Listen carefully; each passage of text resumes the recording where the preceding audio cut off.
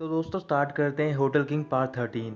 जेवान वापस होटल में पहुंच जाता है तो फिर वहां पर रोमन होता है और वो उसे रोक लेता है। फिर वो उससे पूछ रहा होता है कि तुमने ये सब क्यों किया, तुमने मुझसे प्रॉमिस किया था कि तुम ये सब नहीं करोगे। जेवान गुस्से में रोमन की ओर देख रहा होता है और वो उससे बोल रहा होता है कि तुम जानते थे पहले से कि वो मेरी मॉम है, फिर भी तुमने मुझे नहीं बताया। रोमन बोल रहा होता है कि ये सब मेरी वजह से हुआ है क्योंकि मैं मॉम को खोना नहीं चाहता था। मुझे डर था कि अगर मॉम को पता चल जाएगा कि तुम युनवू हो तो फिर वो मुझे पहले की तरह ट्रीट नहीं करेंगी। अब बस मेरी तुमसे एक ही रिक्वेस्ट है, जब तुम नहीं जानते थे कि वो तुम्हारी मॉम है तब तुम अच्छे से जी रहे थे, तो फिर मैं यही चाहूँगा कि तुम अब भी वैसे ही जियो। तुम्हें पता है कि अगर मॉम को पता चल गया कि तुम उनके बेटे हो तो फिर वो बहुत ज़्यादा गिल्टी फील करेंगी।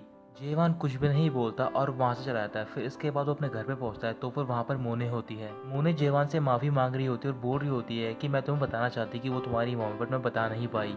जेवान बोल रहा होता है कि जिस वुमन को मैं टेक डाउन करना चाहता था वो मेरी मॉम थी और जिससे मैं बहुत ज़्यादा नफरत करता था वो भी मेरी मॉम ही थी और मेरी वजह से वो आज जेल में बंद है, तो फिर मैं उनको फेस नहीं कर सकता हूँ। जेवान की मॉम यानी कि बैकमी कस्टडी में होती है और वहाँ पर ऑफिसर से क्वेश्चन पूछ रहे होते हैं बट उनका जवाब नहीं दे रही होती। अगली सुबह मोने कहीं जा रही होती है तो फिर सुनवू उसे देख लेता है और वो उसका पीछा करने लग जाता है। मोने सोंगचे के ऑफिस में जाती है और वहाँ पर उससे मिल रही होती है तो फिर सोंगचे बोल रही होती है कि तुम्हें तो जेवान के साथ पार्टी करनी चाहिए क्योंकि बैकमी अभी जेल में बंद है। तुम इतनी उदास क्यों लग रही हो? अगर तुम यहाँ पर रिक्वेस्ट करने के लिए आई हो कि मैं तुम्हें चेयर बना दूँ तो फिर तुम मुझे माफ़ कर दो, मैं ये नहीं कर पाऊंगी। तभी मोने सोंगचे से माफ़ी मांग रही होती है और वो बोल रही होती है कि तुमने बिल्कुल ठीक कहा था कि मैं जेवान के लिए कुछ भी नहीं कर पाऊंगी, प्लीज़ तुम मेरी हेल्प कर दो। तो फिर सोंगचे बोल रही होती है कि हम दोनों फ्रेंड नहीं हैं और वैसे भी तुमने पिछली बार मेरा ऑफर रिजेक्ट कर दिया था। मोने बोल रही होती है मुझे पता है कि मैं सिचुएशन में शेमलेस हो रही हूँ बट तुम प्लीज़ मेरी हेल्प कर दो। तभी सोंगचे उससे बोल रही होती है कि अगर मैंने तुम्हारी हेल्प कर दी क्या तुम जीवान को छोड़कर चली जाओगी? मोने हाँ बोल देती है बट सोंगचे उसका यकीन नहीं करती और वो बोल रही होती है कि ऐसी कौन सी चीज़ है जो तुम्हें डेस्परेट करी है यहाँ तक कि तुम मुझसे झूठ भी बोल रही हो। मोने बोल रही होती है कि मैं तुझसे झूठ नहीं बोल रही हूँ, बस तुम्हें सिर्फ एक ही काम करना है, तुम्हें बैकमी को जेल से बाहर निकालना है। मुझे पता है कि तुम्हारे बहुत सारे कनेक्शन है और तुम उसे निकाल लोगी। अगर तुमने ऐसा नहीं करा तो फिर जेवन नहीं जी पाएगा। सोंगचे पूछ रही होती है कि ऐसा क्यों? फिर मोने से बताती है कि जो बैकमी है वो उसकी मॉम है। ये बात सुनते ही सोंगचे हैरान हो जाती है और वो मोने की बात मान जाती है।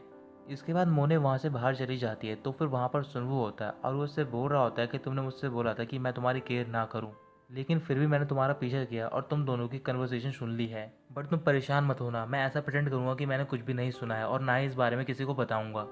जेवन रेडी होकर घर से बाहर जा रहा होता है तभी वहाँ पर जोंगू पहुँच जाता है तो फिर जेवन पूछ रहा होता है कि तुम यहाँ पर क्या कर रहे हो? जोंगू हंस रहा होता है और बोल रहा होता है कि मैं तुम्हें कॉन्ग्रेचुलेट करने आया हूँ क्योंकि तुमने बहुत ही अच्छा काम किया है।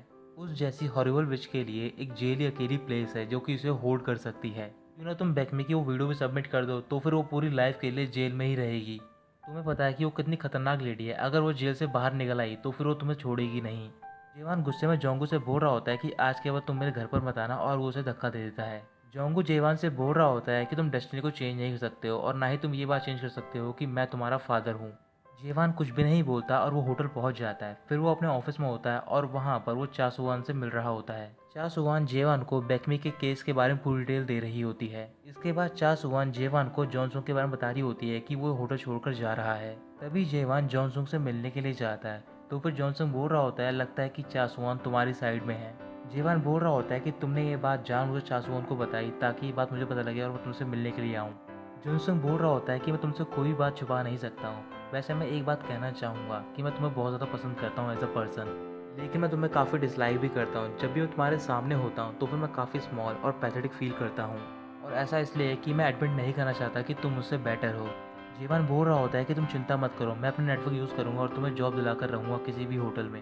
जॉनसंग बोल रहा होता है कि तुम्हें ये सब करने की कोई ज़रूरत नहीं है। तभी जीवन उससे बोलता है कि तुम अपने रूम में वापस जाओ और अनपैक करो सारा सामान। अगर तुम ज़रा सा भी गिल्ट फील कर रहे हो तो फिर तुम्हें इसी होटल में काम करना है ताकि तुम अपनी मिस्टेक के लिए मेकअप कर पाओ। ये सब कहने के बाद जेवान वहाँ से चला जाता है। उन्हें होटल में एक रूम की सफाई करने जा रही होती है तभी वहाँ पर ट्रेनिंग मैनेजर आती है और वो मोने को डांट रही होती है। वहीं पास में से चासुआन गुजर रही होती है और वो ये सब देख लेती है। फिर वो ट्रेनिंग मैनेजर के पास जाती है और उससे बोल रही होती है कि मोने को जेवान ढूंढ रहा है यानी कि जनरल मैनेजर। इस वजह से मैं मोने को अपने साथ ले जाना चाहती हूँ और चासुआन मोने को अपने साथ लेकर चली जाती है। तो फिर मोने पूछ रही होती है कि जेवान कहाँ पर है। चासुआन बोल रही होती है कि मैंने ट्रेनिंग मैनेजर झूठ बोला था और वैसे भी जो जेवान है वो पर्सनल मैटर की वजह से बाहर गया हुआ है। जेवान जेल गया होता है बैकमी यानी कि अपनी मॉम से मिलने के लिए।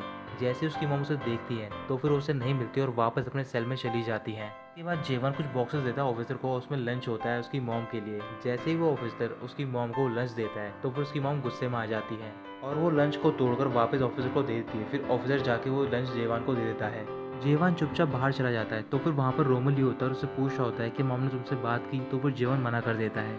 फिर वो दोनों बात करने के लिए एक जगह पर जाते हैं। तो फिर रोमन ली बोल रहा होता है कि जब हम सबको पता चला कि तुम्हारी मौत हो गई है, तब से हमारे जो बॉस थे वो काफ़ी वॉलेंट हो गए थे। मुझे भी पेन फील होना बंद हो गया था और मैं भी सोच रहा था जब मैं मर जाऊंगा तो फिर मैं तुमसे मिल पाऊंगा हेवन में।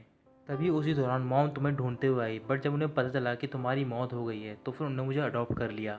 जब भी मैं तुम्हारे बारे में मॉम को बताता था तो फिर वो बहुत ज़्यादा खुश हो जाती थी। लेकिन मैं मॉम के लिए तुम्हारा एक सब्स्टिट्यूट था, बट मैं इस बात से भी खुश हो जाता था कि वो मुझे प्यार करती हैं। मुझे बहुत ही ज़्यादा खुशी हुई थी जब मुझे पता चला था कि तुम युनवू हो। लेकिन इस बात का डर था कि अगर ये बात मॉम को पता चल गई कि तुम युनवू हो तो फिर वो मुझे अच्छी तरीके से ट्रीट नहीं करेंगी। इस वजह से मैं तुमसे माफ़ी मांगना चाहता हूँ और मैं मॉम को सारी बातें बता दूंगा तुम्हारे बारे में। तो फिर जेवान बोल रहा होता है कि पहले मैं मॉम को बाहर निकालना होगा जेल से और ये काम मैं करूँगा। कुछ देर बाद जीवन घर पे पहुंचता है तो फिर वहाँ पर मोनी होती है और उसने उसके लिए खाना प्रिपेयर किया होता है। खाना खाने के बाद वो रात को घर के लॉन में बैठे होते हैं और वहाँ पर वो ड्रिंक कर रहे होते हैं। मोने बोल रही होती है कि मैं बहुत ज़्यादा परेशान थी क्योंकि मुझे लग रहा था कि तुम मुझे देखना भी नहीं चाहोगे। मुझे पता है कि मैं बहुत ज़्यादा मीन और सेल्फिश हूँ और मैं इमेजिन भी नहीं कर सकती हूँ कि मैंने तुम्हें कितना हर्ट किया है। अगर शायद मैं या फिर मेरे फादर या फिर हमारा होटल तुम्हारी लाइफ में नहीं आया होता तो फिर आज तुम शायद ज़िंदगी आराम से जी रहे होते। प्लीज़ तुम मुझे माफ़ कर दो, ये सब मेरी वजह से हो रहा है। और ये कहने के बाद वो वहीं पर सो जाती है। फिर जेवान मोने को रूम के अंदर लेकर जाता है। सोंगचा अपने ऑफिस में होती है और उसने प्रोसिक्यूटर से बात कर ली होती है। बात करने के बाद वो जेवान से मिलने के लिए जाती है। सोंगचा जेवान से बोल रही होती है क्या मोने तुम्हारे साथ में है? तो फिर जेवान हाँ बोलता है। फिर सोंगचा से बता रही होती है कि मोने मुझसे मिलने के लिए आई थी। शायद इस बारे में उसने तुम्हें नहीं बताया होगा क्योंकि वो उस टाइम पर बहुत ज़्यादा डेस्परेट थी। उसने मुझसे प्रॉमिस किया है कि अगर मैं बेकमी को जेल से बाहर निकाल दूंगी तो फिर वो तुम पर गिव अप कर देगी। इवान बोल रहा होता है कि तुम्हें पता है ये बात बिल्कुल मीनिंगलेस है। फिर सोंगचे बोल रही होती है कि मैं तुम्हें दो बातें बताना चाहती हूँ। पहली बात यह है कि बेकमी कल आफ्टरनून में रिहा हो जाएगी और दूसरी बात यह कि होटल में एक मीटिंग रखी जाएगी और वहाँ पर बेकमी को चेयरमैन की पोजीशन से डिसमिस कर दिया जाएगा।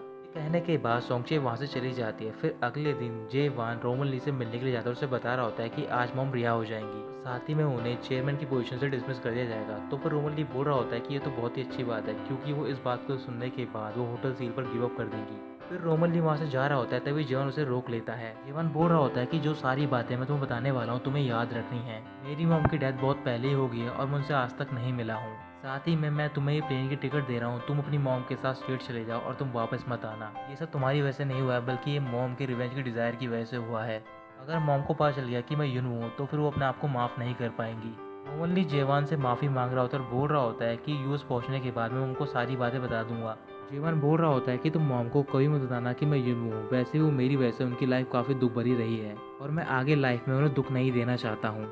रोमल उसकी बात मान जाता है। फिर वो जेवान को एक एल्बम देता है और बोल रहा होता है कि इसमें तुम्हारी सारी बचपन की फ़ोटो है, मॉम तुम्हें कभी भी भूल नहीं पाई है। कुछ देर बाद जेवान उस घर में जाता है जहाँ पर कि वो अपनी मॉम के साथ बचपन में रहा करता था। वो सारी मेमोरीज को याद करके रोने लग जाता है। फिर वो किचन में जाकर मॉम के लिए खाना बनाता है। जेवान की मॉम जेल से रिहा हो गई होती है तो फिर वो रोमन ली से बात कर रही होती है और रोमन ली से बोल रहा होता है कि मुझे माफ़ कर दो, मैं आपसे मिलने के लिए नहीं आ पाया, बट मैंने आपके लिए गिफ्ट प्रिपेयर किया है और आपको वो देखने के लिए पुराने वाले घर में जाना है।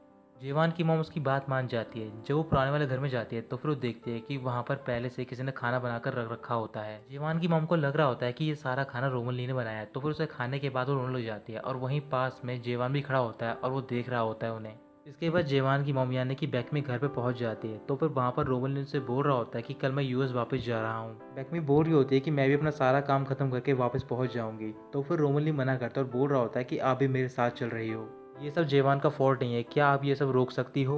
बेकमी मना कर देती है। तो फिर रोमन ली बोल रहा होता है कि आपने मुझसे बोला था कि जब आप आ संग वान और ली जोंगो को डिस्ट्रॉय कर दोगी तो फिर आप वापस चलोगी मेरे साथ, लेकिन फिर भी आप नहीं रुक रही हो। पहले आपने होटल को डिस्ट्रॉय किया, अब आप जेवान और मोने को डिस्ट्रॉय करना चाहती हो। आप ये बैटल हार चुकी हो बट आप ये एडमिट नहीं करना चाहती हो। बेकमी बोल रही होती है तुम्हें नहीं पता कि मेरे साथ होटल सील में क्या हुआ था, और ये कहकर वो जा रही होती है। रोमन ली उन्हें रोक लेता है और बोल रहा होता है कि प्लीज़, ना ही रिवेंज की वजह से ना ही यूनिवर्स की वजह से, बट प्लीज़ मेरी वजह से आप ये सब छोड़ दो।